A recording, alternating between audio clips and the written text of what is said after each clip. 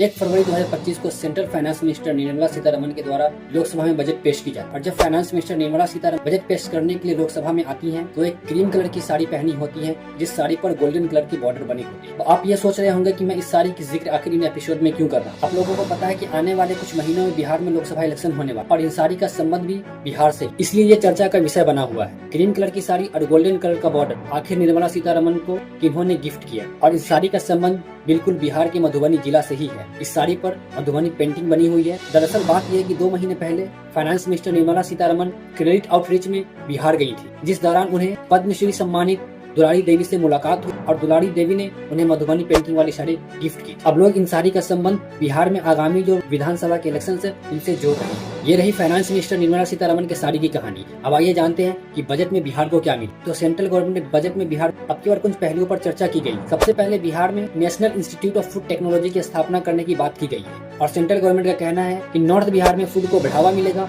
और वहाँ पर रोजगार प्रदान किया जाएगा। उसके बाद बजट में मखाना बोर्ड की भी स्थापना करने की बात की गई है, और ये कहा गया है कि किसान को इसके लिए प्रशिक्षण दी जाएंगी और मार्केटिंग में अच्छी पकड़ बनेगी मखाना की। IIT पटना का विस्तार किया जाएगा, हॉस्टल्स और अदर इंफ्रास्ट्रक्चर पर ध्यान दी जाएगी और उसमें क्वालिटी ऑफ एजुकेशन प्रोवाइड करवाएगी। और 2014 के बाद बिहार में जितनी भी IIT की शुरुआत की गई है, उसमें 6500 सीट की बढ़ोतरी की जाएगी। और निर्मला सीतारमण के द्वारा इस बजट में न्यू ग्रीनफील्ड एयरपोर्ट बनाने की भी बिहार में बात की गई, और साथ ही साथ निर्मला सीतारमण के द्वारा पटना एयरपोर्ट में विस्तार की बात की गई है कि पटना एयरपोर्ट में कुछ एक्सपेंशन किए जाएंगे ताकि ट्रैवलर्स को दिक्कत न हो। और पटना के भीटा में ब्राउनफील्ड एयरपोर्ट की स्थापना करने की बात की गई, और बिहार में बाढ़ की समस्या को कम करने के लिए पश्चिम कोसी नहर परियोजना में फाइनेंशियल सपोर्ट देने की बात की गई। उड़ान regional connectivity schemes.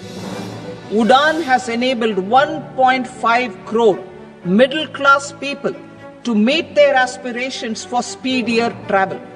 The scheme has connected 88 airports and operationalized 619 routes.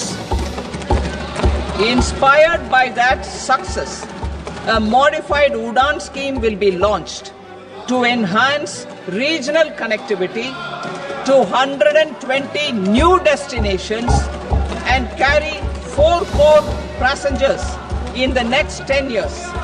4 crore additional passengers in the next 10 years. The scheme will also support helipads and smaller airports in hilly, aspirational and northeast regional districts. Greenfield airports will be facilitated in Bihar to meet the future needs of the state. These will be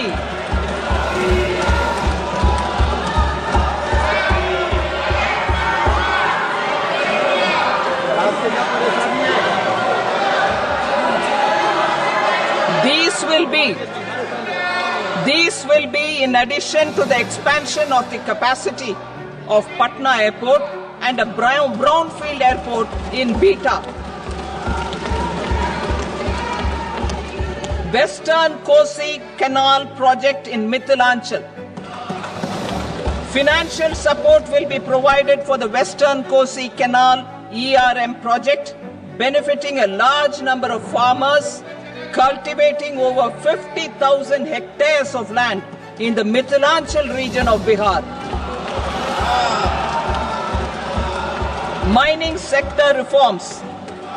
Mining sector reforms, including those for minor minerals, will be encouraged through sharing of best practices and institutions of a state mining index.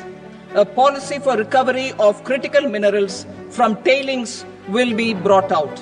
आपको क्या लगता है कि इस budget में बिहार को जो सौगात दी गई है, ये बिहार को उन्नति की ओर ले जाएंगी, और क्या इसका असर कुछ बिहार के चुनाव पे देखने के लिए मिल सकता है या नहीं मिल सकता है? अपनी राय कमेंट बॉक्स में जरूर दें। मिलता है नेक्स्ट एपिसोड में नेक्स्ट कंटेंट के साथ। तब तक के लिए जय हिंद।